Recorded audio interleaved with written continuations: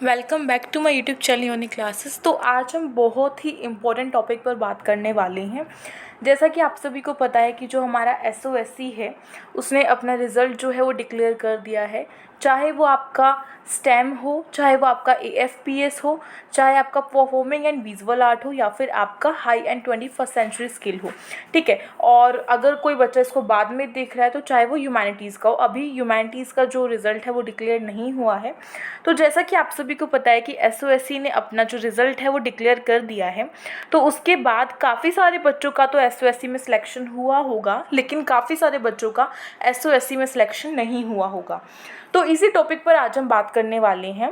Basically इस video में आपको बस इतना बताने वाली हूँ कि जो एसओएससी है, अगर उसमें जिस बच्चे का सिलेक्शन नहीं हुआ है तो वो निराश ना हो, वो घबराए ना, वो ये ना सोचे कि हमारा एसओएससी में सिलेक्शन नहीं हुआ है तो हमारे अंदर काबिलियत नहीं है, ठीक है। ऐसा सोचने की कोई भी ज़रूरत नहीं है, क्योंकि देखो आपको आज मैं एक बहुत ही इंटरेस्टिंग स्टोरी सुनाऊंगी और उसके बाद आपको स्टोरी का खुद ही पता चल जाएगा कि वो स्टोरी मैंने क्यों सुनाई है, ठीक है। तो स्टार्ट करते हैं। देखो सबसे पहले बताती हूँ मैं आपको एक 1 सेकेंड, मैं पूरा डिटेल में यहाँ पे लिख देती हूँ। एक 15 ईयर्स ओल्ड जो है लड़का था, ठीक है, बॉय था एक 15 ईयर्स ओल्ड, और एक 8 ईयर्स ओल्ड जो है एक लड़का था। ये दोनों ही लड़के आपस में क्या थे, फ्रेंड्स थे, ठीक है। तो यहाँ पे प्लस का साइन हो गया, फ्रेंड्स थे दोनों लड़के, एक 15 साल का लड़का और एक 18 साल का लड़का। यानी कि 15 साल का लड़का क्या है, 8 साल के लड़के से दुगना है उसकी एज से, ठीक है। तो आप लगा सकते हैं कि जो 15 साल का लड़का है उसके अंदर ताकत भी होगी बहुत ज़्यादा, ठीक है, उसकी हेल्थ भी बहुत अच्छी होगी, हर चीज़ उसमें ज़्यादा होगी 8 साल के लड़के के कंपेरेटिवली, ठीक है। ये तो आपको अब पता चल गया। अब उसके बाद क्या हुआ ना, एक दिन ये दोनों आपस में अपने गांव से थोड़ी सी दूर चले गए, जहाँ पे बहुत ऐसा सुनसान सा एरिया था, यानी कि कुछ ऐसा लग नहीं रहा था कि हमारे आसपास कोई और पर्सन्स हैं या फिर कोई और लोग हैं। तो ये दोनों आपस में खेलते खेलते वहाँ पर चले गए, जैसा कि अक्सर बच्चे कर देते हैं। उस टाइम पर क्या हुआ, उसके बाद जब वो वहाँ पर चले गए तो वहाँ पर उन्होंने एक जो कुआं है ना जिससे पानी निकालते हैं हम, उसको देखा और वो उसमें खेलने लग गए, जैसे कि बच्चे करते ही हैं ऑलमोस्ट। तो वो वहाँ पे खेलने लग गए। तो धीरे धीरे क्या हुआ, जब वो वहाँ पे खेल रहे थे तो उस टाइम पे जो 15 साल का ये लड़का था ना, वो उस कुएं के अंदर गिर गया, यानी कि मतलब ऐसे लटक गया, पूरा गिरा नहीं, थोड़ा सा वो ऐसे झोंक हो गई उसकी, ठीक है। तो वो थोड़ा सा गिर गया। तो उस टाइम पे क्या किया ना, 8 साल का जो लड़का था उसने उस लड़के को देखा, 15 साल के लड़के को, अपने फ्रेंड को, और वो काफ़ी ज़्यादा घबरा गया। उस टाइम पे वो बहुत घबरा गया, नर्वस हो गया। उसने सोचा कि अब कैसे इसको निकालूं मैं, बहुत ख़तरनाक चीज़ है ये। तो अगर उसका थोड़ा सा भी हाथ फिसल गया 15 साल वाले लड़के का तो क्या होगा, वो तो मर जाएगा, उसकी तो मृत्यु हो जाएगी, ठीक है। उसके बाद फिर ये जो 8 साल वाला लड़का था ना, इसने थोड़ी सी बहादुरी दिखाई और क्या किया, उस लड़के को खींचने की कोशिश की अपनी तरफ, यानी कि बाहर निकालने की कोशिश की। लेकिन आप सभी लगा ही सकते हैं, यानी कि 15 साल के लड़के के अंदर तो बहुत वजन होगा 8 साल के लड़के के कंपैरेटिवली, तो सोच सकते हैं कि वो क्या उसको खींच सकता था। अब इसका जो आंसर है वो मुझे आप कमेंट बॉक्स में कमेंट करके बताओ कि क्या ये लड़का जो है ये इस 15 साल के लड़के को बाहर निकाल सकता है। काफ़ी बच्चे कहेंगे नहीं, काफ़ी बच्चे कहेंगे हाँ, ठीक है। तो उनका अपना अपना रीज़न्स होगा। जो बच्चे हाँ कह रहे हैं वो बिल्कुल ठीक है। अब वो बिल्कुल ठीक है तो क्यों है, उसका रीज़न भी बताती हूँ। अब इस 8 साल वाले लड़के ने बहुत बहादुरी से उस बच्चे को बाहर निकाला, 15 साल वाले लड़के को, अपने फ्रेंड को, ठीक है, बाहर निकाला। तो ये काफ़ी खुश हो गए और अपने गाँव में दोबारा से वापस आ गए। उसके बाद क्या हुआ ना, उसके बाद अगले दिन जब इनके गाँव के जो लोग थे वो आपस में बैठे बातचीत की, तो उस टाइम पे क्या हुआ, उस टाइम पे इन्होंने बताया कि मैंने अपने इस फ्रेंड को ना कुएं से बाहर निकाला था कल। तो सारे बच्चे, जो सारे लोग वहाँ पर थे, बच्चे, बूढ़े, औरतें जो थी, सभी ये बात सुनकर काफ़ी चौंक गए। मतलब कि कैसे कोई निकाल सकता है 8 साल का लड़का 15 साल के लड़के को कुएं से बाहर। सब ने ऐसा सोचा, बहुत समझा कि कैसे कर सकता है। और फिर उन्होंने कहा नहीं, तुम दोनों गलत हो, तुम दोनों झूठ बोल रहे हो। उन्होंने उस पर ऐसा बोल दिया। लेकिन उसके बाद जो उनके गांव में सबसे एक बड़ा बूढ़ा पर्सन था, एक बड़ा बूढ़ा आदमी था, ठीक है, सबसे बुजुर्ग था वो उस गांव में, तो वो उसके पास गए और बोलने लगे कि देखो ये कैसे झूठ बोल रहे हैं गांव में, कैसे मतलब ऐसे ऐसा कैसे कर सकता है कोई। उसके बाद फिर उस बुजुर्ग आदमी ने कहा कि नहीं, ऐसा कर सकता है। अब जो बच्चे हाँ बोल रहे थे कमेंट बॉक्स में, यानी कि उन्होंने कहा था कि वो निकाल सकता है, तो उनको इसका रीज़न पता होगा कि क्यों निकाल सकता है। अभी मैं आपको उसका रीज़न बताती हूँ, ठीक है। तो बुजुर्ग जो आदमी था उसने कहा कि ऐसा ही कर सकता है। सारे चौंक गए, बोले कैसे कर सकता है, बताओ तो सही, हमें तो विश्वास नहीं हो रहा है। तो उसके बाद उस बुजुर्ग आदमी ने कहा कि ऐसा इसीलिए कर सकता है क्योंकि जिस एरिया में, जिस क्षेत्र में जहाँ पर वो गया था, वहाँ पर इस 8 साल वाले बच्चे को ये बताने वाला कोई नहीं था कि तुम इस लड़के को बाहर नहीं निकाल सकते। यानी कि बाहर की जितनी भी जो डिस्ट्रैक्शंस थी, जितने भी जो हम लोग होते हैं, हम बोलते हैं दूसरों को कि नहीं तुम ये काम नहीं कर सकते, तो जो दूसरा पर्सन है जो कर सकता है वो काम, उसके अंदर वो काबिलियत है, वो भी उससे निकल जाएगी, यानी कि वो उसको नहीं कर पाएगा। ऐसा ही कुछ 8 साल वाले बच्चे के साथ हुआ। वहाँ पर किसी ने इसको ये नहीं कहा कि तुम ये काम नहीं कर सकते या फिर तुम इस काम को करने लायक नहीं हो, तुम इस 15 साल वाले लड़के को बाहर नहीं निकाल सकते। इसीलिए ये 8 साल वाला जो लड़का था ये 15 साल वाले लड़के को बाहर निकाल पाया। यानी कि जब हमें ये कोई बताने वाला नहीं होता है कि तुम ऐसा काम नहीं कर सकते, तुम ये नहीं कर सकते, तो बहुत बड़ी चीज़ है। या फिर कहूँ तो कोई सोचता है कि हमें यूपीएससी को में आईएएस बनना है, ठीक है, आईपीएस बनना है, नीट क्रैक करना है, तो बाहर के कितने सारे डिस्ट्रैक्शंस होते हैं।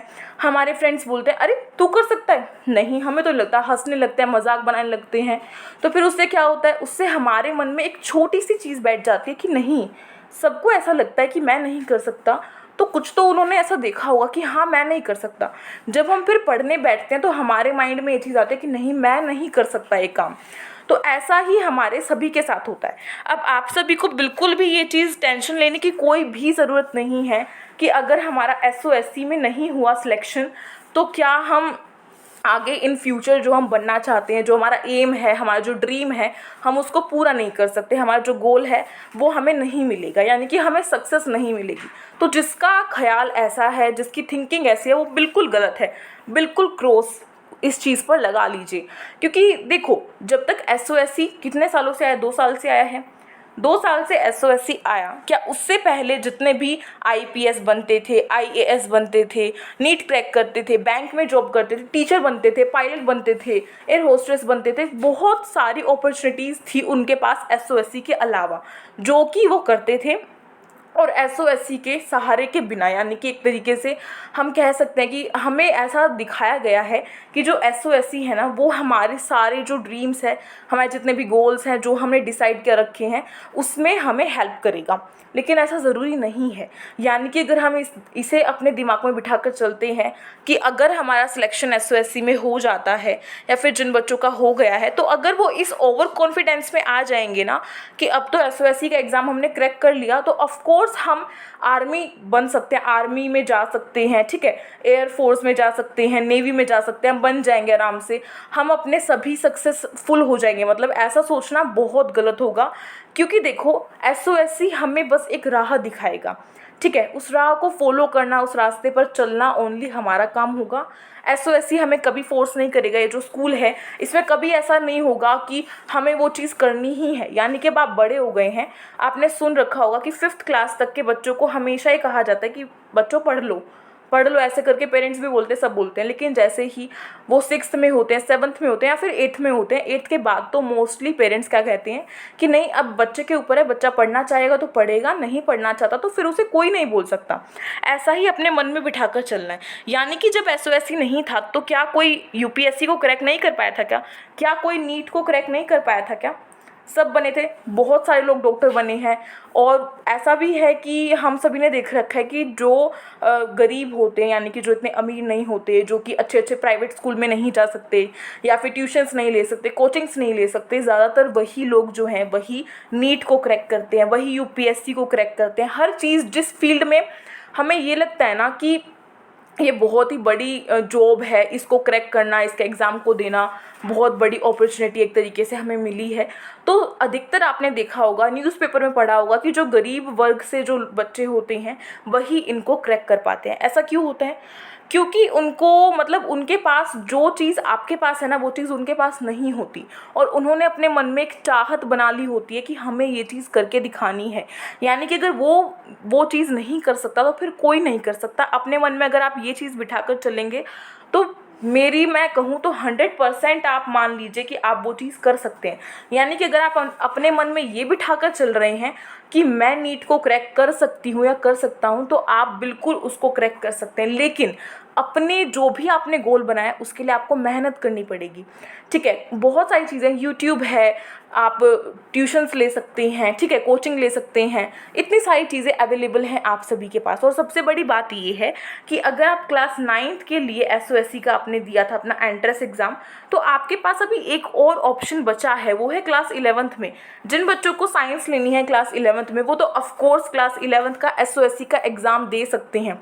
अपने आप को आगे के लिए प्रिपेयर कीजिए। अगर आप अपने पास्ट को याद करते रहेंगे, ये सोच कर रोते रहेंगे कि हम मेरा SOSC में नहीं हो पाया, मैंने पहले क्यों नहीं पढ़ा, या फिर मैंने इतना पढ़ा था, मेरा लक इतना बुरा है, इस तरीके से अपने आप को ब्लेम करेंगे, तो उससे क्या होगा? उससे ना तो आपका प्रेजेंट अच्छा होगा, यानी कि आप अपने वर्तमान समय में उस जो टाइम है आपके पास आपको यूज़ करने का, उसको तो आप खो देंगे अपने रोने में, अपने पास्ट के बारे में सोचने में। और जब आपका प्रेजेंट खराब हो जाएगा तो क्या आपका फ्यूचर कुछ बचेगा? नहीं ना, कुछ भी नहीं बचेगा।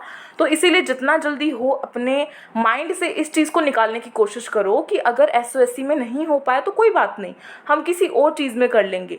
इस तरीके से आप सोच सकते हैं। ऐसा नहीं है कि आप SOSC के लायक नहीं हैं, बस आगे पीछे 1-2 नंबर के कट ऑफ में रह जाता है बच्चे का, वो कंपटीशन इतना बढ़ रहा है इसीलिए। लेकिन अगर आप अपने मन में यही बिठाकर चलेंगे कि मेरा नहीं हो पाया SOSC में तो मेरा किसी में नहीं हो पाएगा, तो ये थिंकिंग बहुत ही गलत है, ठीक है। और कुछ बच्चों की कमेंट्स आ रही थी, तो उसको देखते हुए मैंने वीडियो बनाई। उन्होंने कहा कि मैम हम बहुत डिस्ट्रैक्ट हो रहे हैं, हमें पता है कि हम डिस्ट्रैक्ट हो रहे हैं, लेकिन फिर भी हम अपने आप को कंट्रोल नहीं कर पा रहे हैं। तो उसके लिए क्या करें, कुछ ट्रिक्स बताती हूँ यहाँ पे। सबसे पहली चीज़ तो आप कुछ अच्छे सॉन्ग्स सुनिए, यानी कि जो आपको अच्छे लगते हैं। फॉर एग्ज़ाम्पल कोई भी सॉन्ग, मतलब कि जिसको गाना सुनने में इंटरेस्ट है वो तो बहुत सारे गाने ढूंढ कर निकाल लेगा। सेकेंड थिंग, आप कुछ बुक्स रीड कर सकते हैं। अगर आपकी हॉबी है बुक्स रीड करने की तो आप बुक्स रीड कर सकते हैं। थर्ड, अगर आपको गार्डनिंग करनी पसंद है तो आप प्लांटिंग कर सकते हैं, ठीक है, प्लांट्स लगा सकते हैं छोटे छोटे, और पार्क में घूमने जा सकते हैं। सुबह सुबह उठ के वॉक कीजिए, ठीक है। और अपने दिमाग से ये चीज़ निकालिए कि हमें अपने पीछे जो हमारा बीता, यानी कि जो हमारा पास्ट है, उसे हमें याद नहीं करना, ओनली अब जो हमारा प्रेजेंट है उस पर फोकस करना है। यानी कि देखो, अभी आपको क्लास 9th में पढ़ना है। क्लास 9th बहुत ही बेसिक क्लास होती है कहूँ तो, जिसमें कि हिंदी में भी बहुत चेंजेस होते हैं, इंग्लिश में भी बहुत चेंजेस होते हैं। एंड साइंस और मैथ अगर क्लास 9th की जिस बच्चे को अच्छे से नहीं आती, तो फिर कह रही हूँ ना कि बहुत बेसिक चीज़ है, फिर वो नींव जो है ना वो टूट जाएगी, क्योंकि 10th में, 11th में, 12th में वही आगे जो स्टैंडर्ड है वो बढ़ता जाता है। 9th में अगर आप अच्छे से करेंगे तो फिर आप फ्यूचर में आपको कोई दिक्कत नहीं होगी, ठीक है। तो 9th क्लास को अच्छे से करना है आप सभी को, ये बात आप सभी को पता है। अपनी तैयारी स्टार्ट कर दीजिए। क्या हो गया, आपने SOSC में अच्छे मार्क्स नहीं लाए तो आप 9th क्लास में तो 90% ला सकते हैं ना। 9th क्लास में आप 95 ला सकते हैं, जितना आपका गोल है उतने ला सकते हैं। या फिर 10th क्लास के भी बोर्ड्स आने वाले हैं, नेक्स्ट ईयर आपकी बोर्ड्स की क्लास है, तो उसके लिए भी आपको प्रिपरेशन करनी पड़ेगी। तो मेरे ख्याल से अब इतना जो मैंने बताया वो आप सभी को बहुत अच्छा लगा होगा, सुनकर थोड़ी सी शांति मिली होगी मन को। और देखो, एक और सबसे बड़ा एग्जाम्पल क्या है, जो हमारे एल्बर्ट आइंस्टाइन थे, क्या वो किसी बड़े महंगे स्कूल में पढ़ते थे? क्या वो ऐसे स्कूल में पढ़ते थे जहाँ पे उनकी इज़्ज़त होती थी, या फिर उनको ऐसा किया जाता था कि बहुत ही अच्छा स्कूल है, अच्छे से सब कोऑपरेट करके रखते थे? नहीं, बिल्कुल भी नहीं। सब क्या करते थे, जितने भी उनके टीचर्स थे वो उनको डांटते रहते थे, क्योंकि एल्बर्ट जो थे उनको एजुकेशन सिस्टम जो था वो पसंद ही नहीं आता था। इसके बारे में आप अभी चैप्टर पढ़ेंगे क्लास 10th में, फिर क्लास 11th में भी आप चैप्टर पढ़ेंगे, या फिर क्लास 9th में पढ़ने वाले हैं आई थिंक, हाँ। एल्बर्ट आइंस्टाइन के ऊपर बहुत सारे चैप्टर्स हैं, उनकी नॉवल भी है, तो आप अगर चाहें तो आप नॉवल भी पढ़ना स्टार्ट कर सकते हैं। इससे आपकी इंग्लिश की वोकेबलरी बहुत ज़्यादा शार्प हो जाएगी, ठीक है। तो आप इस तरीके की कोशिश कीजिए कि अपनी जो नई नई चीज़ें हैं ना उनको करने की कोशिश करो, क्रिएटिविटी करो। तो आप सभी को पता है कि एल्बर्ट आइंस्टाइन के साथ क्या हुआ था, उनको उनके टीचर ने निकाल दिया था, डांट दिया था। उनका स्कूल बहुत ही ख़राब था, जिस स्कूल में वो पढ़ते थे वहाँ पर उनकी कोई भी रिस्पेक्ट नहीं होती थी, उनको कोऑपरेट भी नहीं किया जाता था। लेकिन आज के टाइम पे अगर हम देखें तो उनका नाम कितना ज़्यादा मशहूर है, आप सभी को पता है, बहुत बड़ा नाम उन्होंने कमाया है। पूरे बड़े साइंटिस्ट वो रहे हैं, आप सभी को पता है। अब आप ये नहीं कहेंगे कि वो तो साइंटिस्ट थे, वो तो ये सब कर ही सकते हैं। वो साइंटिस्ट जन्म से नहीं थे, वो बने हैं, उसके लिए उन्होंने मेहनत की है, ठीक है। तो इस तरीके से अगर आप अपने मन में बिठा के चलेंगे कि हम भी अपने जो गोल है उसे पा सकते हैं, उसके लिए मेहनत कर सकते हैं, तो ऑफ कोर्स आपको वो चीज़ मिलेगी। अब ऐसा नहीं है कि छोटी मोटी अपॉर्चुनिटीज़ तो आती जाती रहती हैं, ठीक है, लेकिन उस पर भी हमें पूरा अच्छे से फोकस करना है। और कोई बात नहीं, अगर नहीं हो पाया तो नेक्स्ट टाइम कर सकते हैं हम, ठीक है। तो आई थिंक आप सभी के लिए वीडियो हेल्पफुल रही होगी। तो अगर रही हो तो प्लीज़ इस वीडियो को लाइक कीजिएगा, अपने फ्रेंड्स में शेयर कीजिएगा, एंड अगर आप न्यू हो तो प्लीज़ सब्सक्राइब कर लीजिए मेरे चैनल को। साइड में जो बेल आइकन है उसे कर दीजिए प्रेस, जिससे कि न्यू वीडियोज़ की नोटिफिकेशन आपके पास आती रहे। और हाँ, मैंने एक वीडियो बनाई थी, दिल्ली के नॉन प्लान जो गवर्नमेंट स्कूल्स हैं उनके एडमिशन्स ओपन हो गए थे, उनका फॉर्म किस तरीके से फिल करना था वो मैंने बताया है। तो उसकी लिंक आपको डिस्क्रिप्शन बॉक्स में मिलेगी, फटाफट से जाके उसे चेक करना, क्योंकि अब आपको दूसरे स्कूल्स में एडमिशन लेना है, जैसे कि सर्वोदय विद्यालय हो गया आपका, इस तरीके के काफ़ी स्कूल्स होते हैं। तो उनके फॉर्म निकल चुके हैं, बिना एंट्रेंस एग्ज़ाम के उसमें एडमिशन होता है। तो बस आपको फॉर्म फिल करना है एंड देन आपका एडमिशन प्रोसेस जो है वो स्टार्ट हो जाएगा। तो ठीक है, मिलते हैं नेक्स्ट वीडियो में। तब तक के लिए कमेंट करके बताना कि अब आपने क्या सोचा है, और अपने माइंड को थोड़ा सा शांत रखो, मेडिटेशन करो और अपने दिमाग से ख्याल निकाल दो जो भी आप अभी सोच रहे हैं, ठीक है। तो thank you so much for watching this video.